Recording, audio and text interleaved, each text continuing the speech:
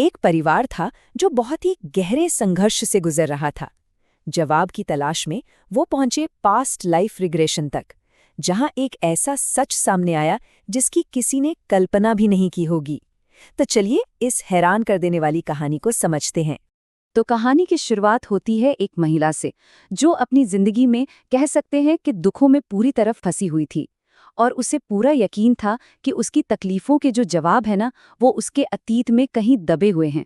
ये महिला हर रोज 3 ऐसी बड़ी मुश्किलों का सामना कर रही थी जिसने उसकी जिंदगी को किसी जेल से कम नहीं बना दिया था। तो देखिए, एक तरफ तो था उसका पति जो इतना कंट्रोलिंग था कि उसे घर से बाहर तक नहीं निकलने देता था।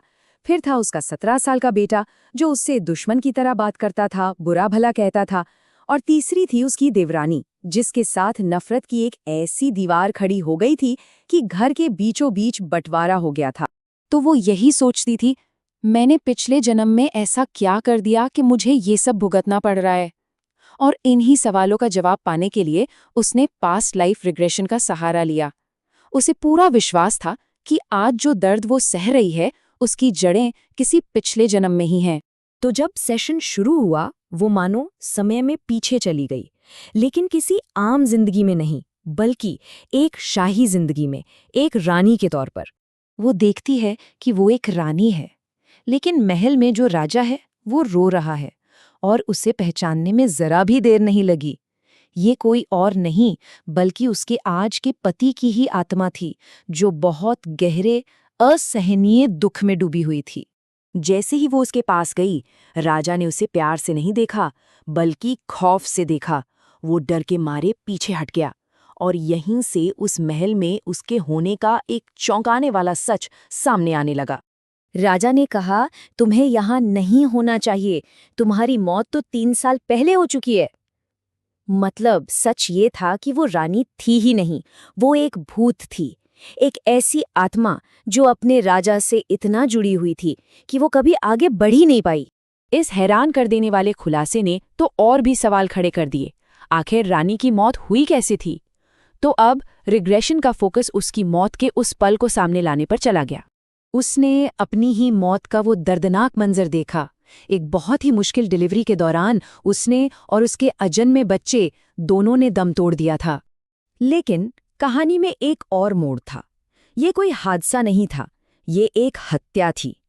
सेशन में ये भी सामने आया कि उसकी शादी में एक और औरत थी, एक राजकुमारी जो राजा से प्यार करती थी।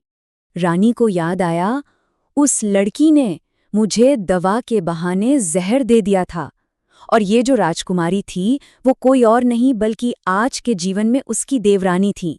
उसकी जलन इतनी ज्यादा थी कि उसने जहर देकर रानी की हत्या कर दी।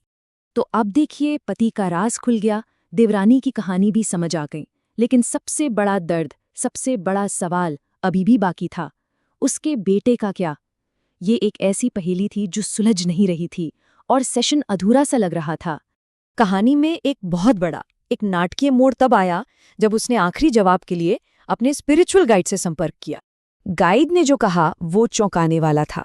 उन्होंने कहा, तुम्हारे बेटे के शरीर में जो आत्मा है वो किसी पिछले जन्म का कर्म नहीं है, ये तो इसी जीवन में तुम्हारे किए गए एक बहुत बड़े गलत काम का नतीजा है।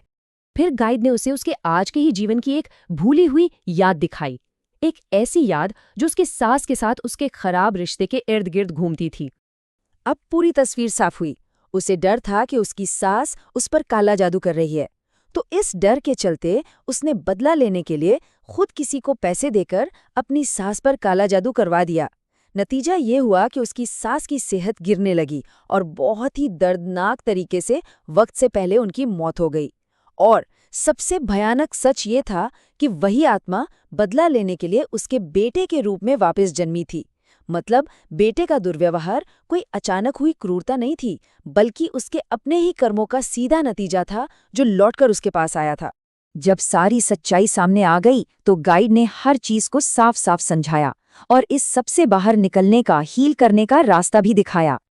देखिए, उसके पति का जो कंट्रोलिंग बर्ताव था वो असल में कोई पावर दिखाने की कोशिश नहीं थी, बल्कि वो उसे एक बार खो चुका था और उस सदमे की वजह से उसे दोबारा खोने का डर इतना गहरा था कि वो उसे हर कीमत पर सुरक्षित रखना चाहता था, भले ही तरीका गलत हो।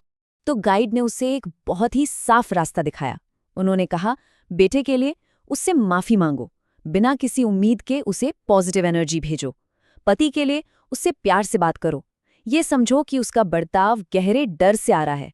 और सबसे जरूरी, खुद के लिए रोज एक आध्यात्मिक सुरक्षा कवच बनाने की प्रैक्टिस करो, ताकि अंदर से मजबूती मिले। तो आखिर में ये कहानी एक बहुत गहरा सवाल छोड़ जाती है। क्या आज हम जिन मुश्किलों का सामना कर रहे हैं वो सदियों पुराने कर्मों की वजह से हैं, या फिर वो हमारे अपने ही इसी जीवन में किए गए भूले बिसरे कामों की गूंज हैं?